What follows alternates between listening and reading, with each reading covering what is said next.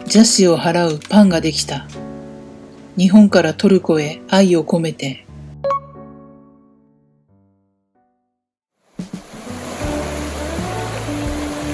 ついに梅雨入り。どうも小麦です。今年は遅かったね。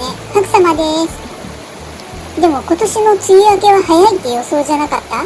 田畑が潤う分の雨が降ったらちゃっちゃと開けてほしいけどね。農家さんファースト。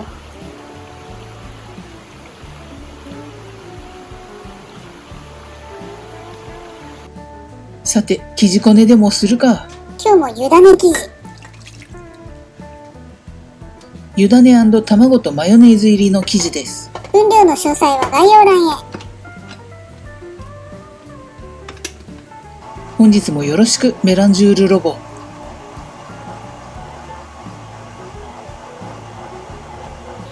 メラってる間に掃除をしよう。なんだメラってるって。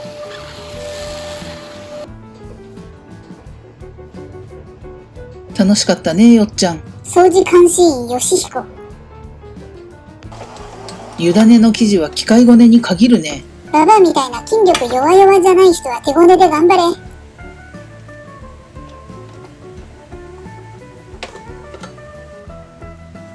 そんじゃ発酵システム作りましょうか。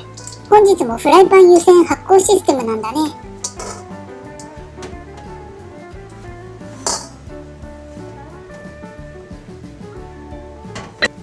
真夏になったらテラス放置発酵システムかな。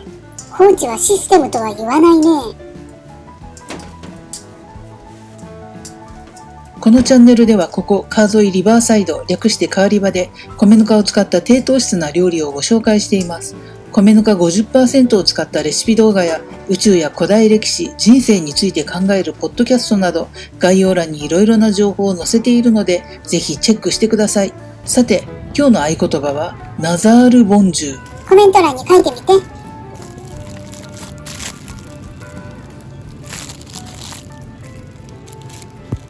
買い物からただいま。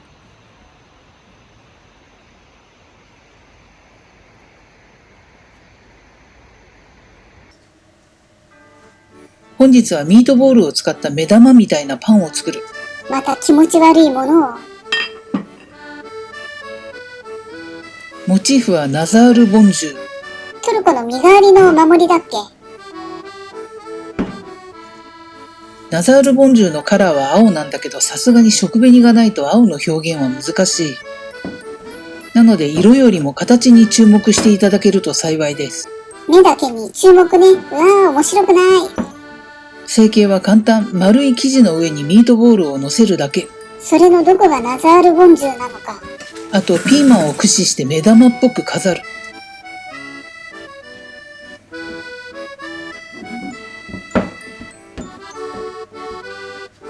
私のポッドキャストの紹介するね。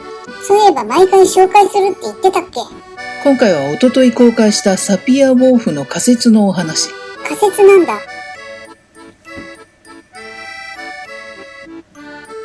結論から言うと言葉がないと感情は存在できないって話。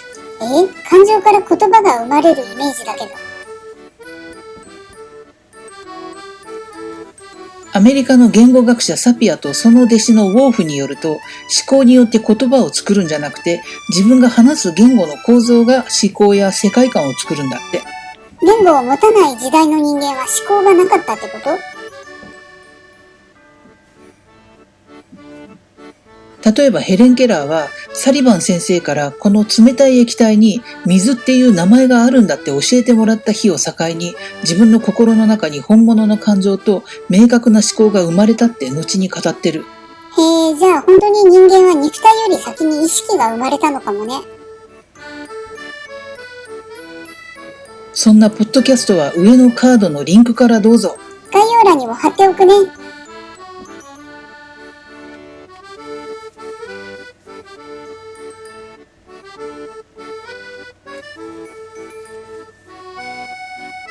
ミートボールが23個だったから23等分に生地を丸めます。なかなかのちまちま作業。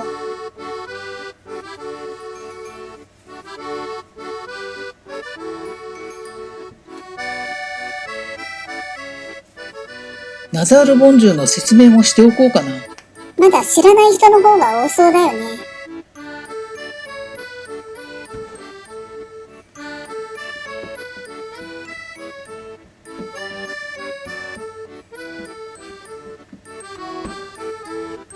ナザールボンジュっていうのは青いガラスをベースにできているトルコの伝統的な魔除けのお守りです。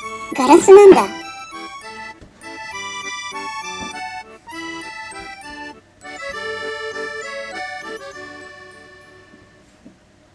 ガラスには水色、白、紺の目玉が重ねて描かれています。この青のグラデーション綺麗だよね。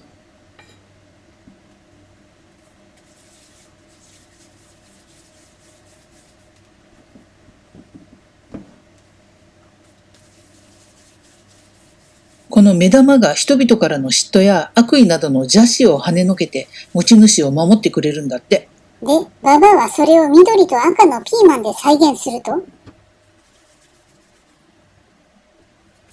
できるかな？ 100% できないに3000本中。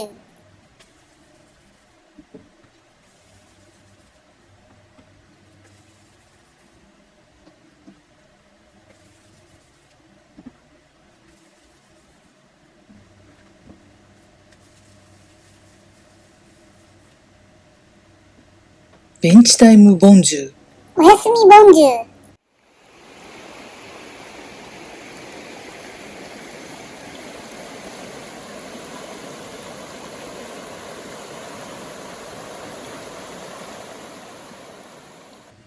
おはようボンジュー。語尾をボンジューにするルールもうやめない？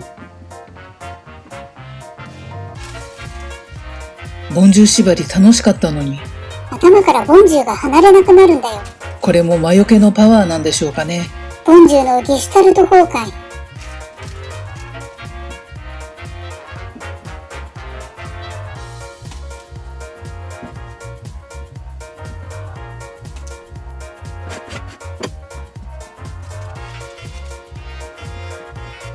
今回は何せ23等分なので上下2段で焼きます。さすがに1段にはまとまらないよね。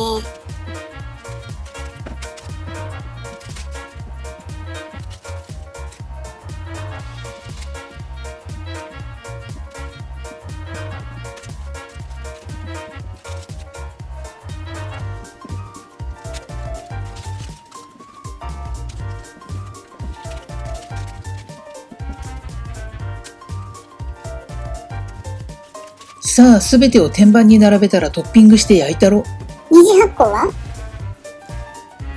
一応やるけど、なんか時間がなくなってきたから5分くらいかな。相変わらず計画性がなくて逆に安心するよ。私の味方、鳥団子さん登場。23個入って238円とか有能すぎる。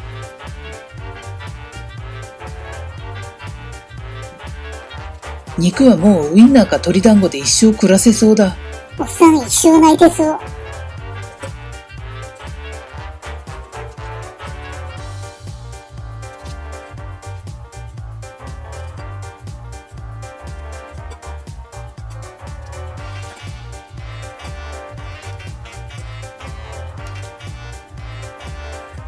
ピーマンを輪っかにカット。さすがに青いピーマンはないか。でもナミビアの牝馬族は青と緑を区別しないらしいしさ。例えが限定的すぎて草。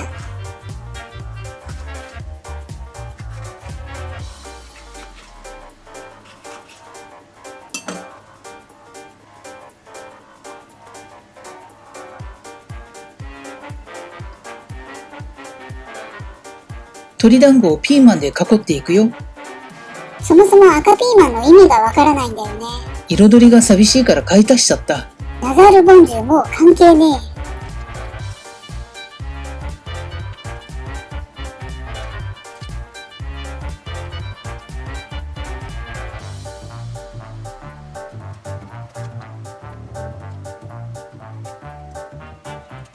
トルコから日本に渡って日本文化と融合したらきっとこんなカラーリングになるんじゃないかな。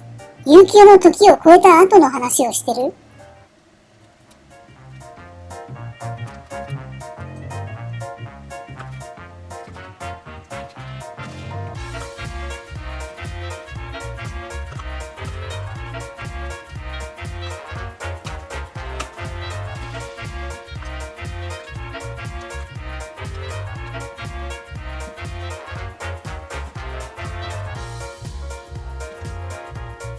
さあ赤いやついくよ。はいはい、いっちゃって。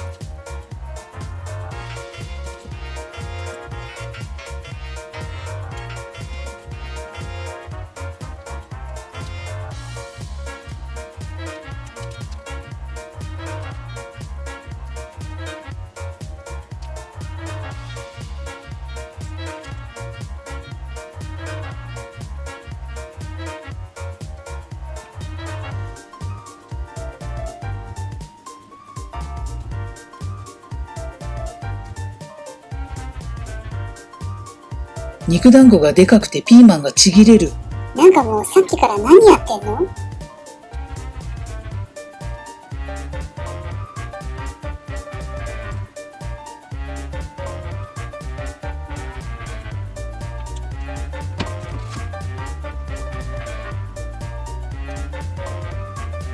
そんなこんなで目玉の大群ができてきましたね。ちょっとキモい。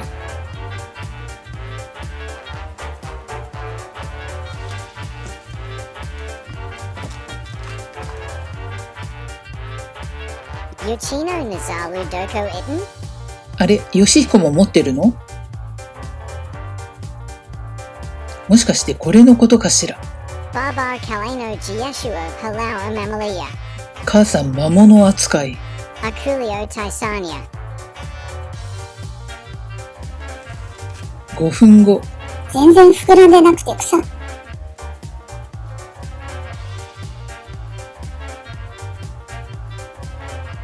まあ焼きながら発酵させましょう。そんな手法のパンなんて存在するのかな？存在しますよ、ここに。うぜえ。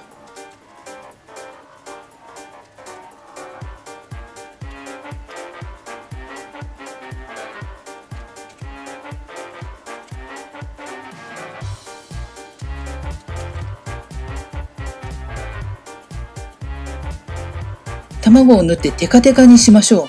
テッカテカにしてやんよ。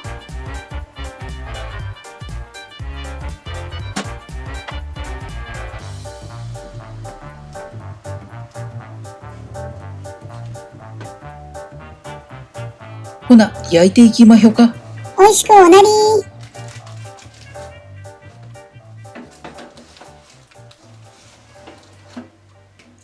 180度の上下ファンヒーターで45分。上下段はこまめに入れ替えたよ。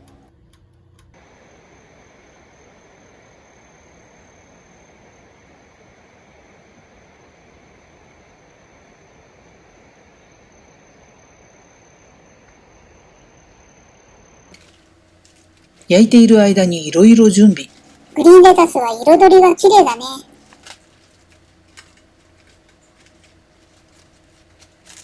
レタスは涼しい気候を好むから真夏は少し出荷量も減るかもね。ババアたちの生命線が。その時々の旬なものでサラダを作ろう。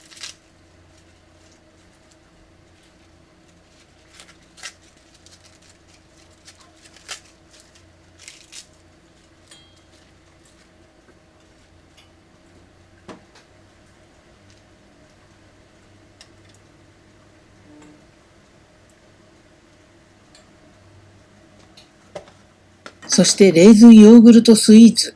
前日にレーズンをヨーグルトに漬け込んだやつ。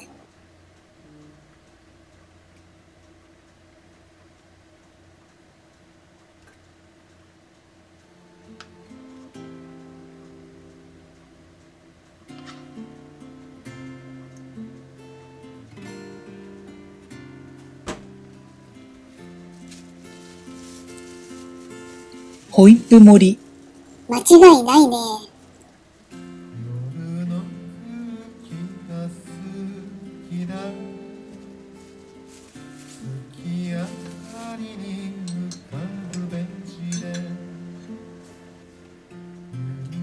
ピーマンの切れ端でディップを作ろ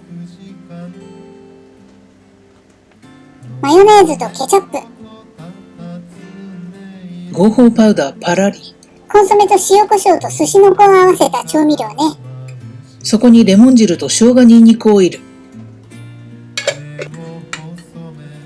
これも間違いないディップだ。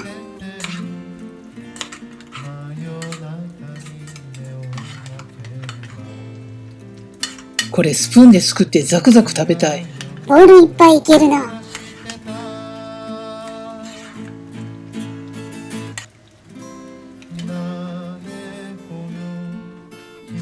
さあ、目玉が焼けた。おかえりボンジュー。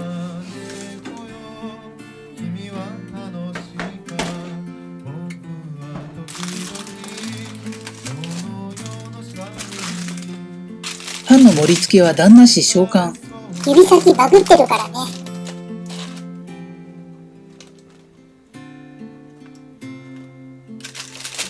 これ焼きたてで本当に激アツなんだけどな。しっかりホールドしてるよね。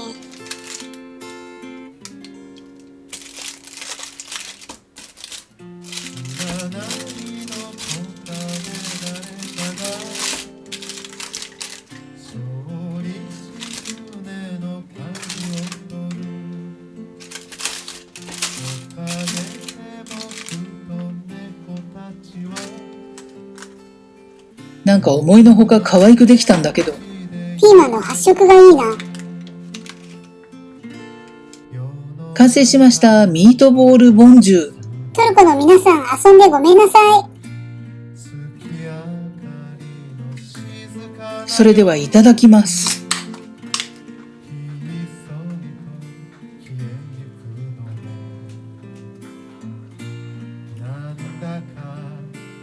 ミニサイズのパンが大量に並ぶと可愛いね。パンの上に肉団子とピーマン乗せただけなのにね。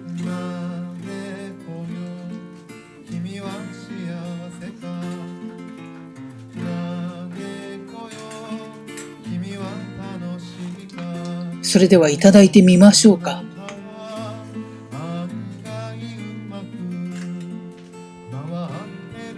肉団子がすっぽり抜けて草。意図せずくぼみにディップが乗せやすい成形となりました。これが公式の食べ方ですみたいなスムーズさ。公式も何も初めて作った創作パンなんだけどね。もうミートボールボンジューって名前で販売すれば？